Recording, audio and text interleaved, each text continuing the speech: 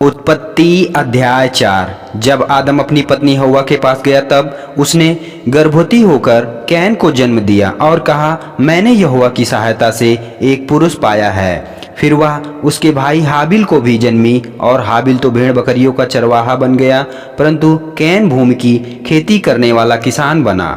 कुछ दिनों के पश्चात कैन यहोवा के पास भूमि की उपज में से कुछ भेंट ले आया और हाबिल भी अपनी भेड़ बकरियों के कई एक पहलौठे बच्चे भेंट चढ़ाने ले आया और उसकी चर्बी भेंट चढ़ाई। तब यहोवा ने हाबिल और उसकी भेंट को तो ग्रहण किया, परंतु कैन और उसकी भेंट को उसने ग्रहण ना किया। तब कैन अति क्रोधित हुआ और उसके मुंह पर उदासी छा गई। तब यहोवा ने कैन से कहा, तू क्यों क्रोधित हुआ और तेरे मुंह पर उदासी क्यों छा गई? यदि तू भला करे तो क्या तेरी भेंट ग्रहण न की जाएगी, और यदि तू भला ना करे तो पाप द्वार पर छिपा रहता है और उसकी लालसा तेरी और होगी और तू उस पर प्रभुता करेगा।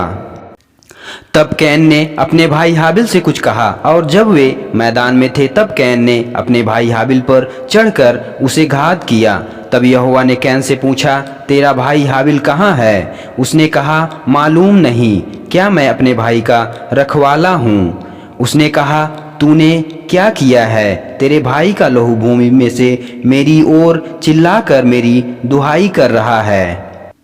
इसलिए अब भूमि जिसने तेरे भाई का लहू तेरे हाथ से पीने के लिए अपना मुंह खोला है, उसकी ओर से तू शापित है। चाहे तू भूमि पर खेती करे तो भी उसकी पूरी उपज फिर तुझे न मिलेगी और तू पृथ्वी पर बहेतू और भगोड़ा होगा। तब कैन ने यहोवा से कहा, मेरा दंड सहने से बाहर है। देख, तूने आज के दिन मुझे भूमि से निकाला है और मैं तेरी दृष्टि की आड़ में रहूंगा और पृथ्वी पर बहेतू और भगोड़ा रहूंगा, और जो कोई मुझे पाएगा मुझे घात करेगा। इस कारण यहोवा ने उससे कहा, जो कोई कैन को घात करेगा उससे 7 गुना पलटा लिया जाएगा। और यहोवा ने कैन के लिए एक चिन्ह ठहराया, ऐसा ना हो कि कोई उसे पाकर मार डाले। तब कैन यहोवा के सम्मुख से निकल गया और नोद नाम के देश में जो अदन के पूर्व में है रहने लगा। जब कैन अपनी पत्नी के पास गया तब वह गर्भवती हुई और हनोक को जन्मी। फिर कैन ने एक नगर बसाया और उस नगर का नाम अपने पुत्र के नाम पर हनोक रखा।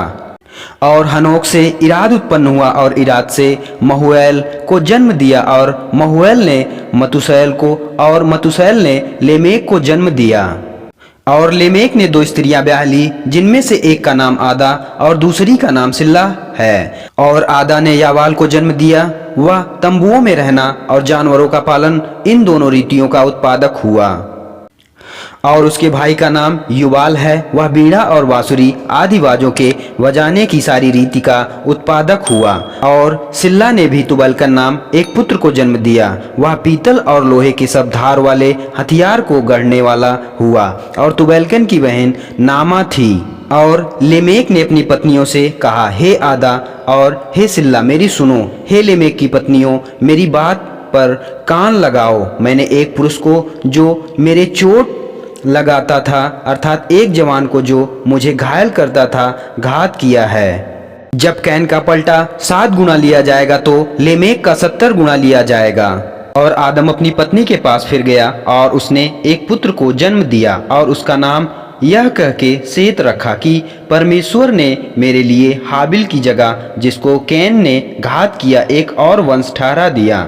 और सेत के भी एक पुत्र उत्पन्न हुआ और उसने उसका नाम एनोस रखा। उसी समय से लोग यहोवा से प्रार्थना करने लगे।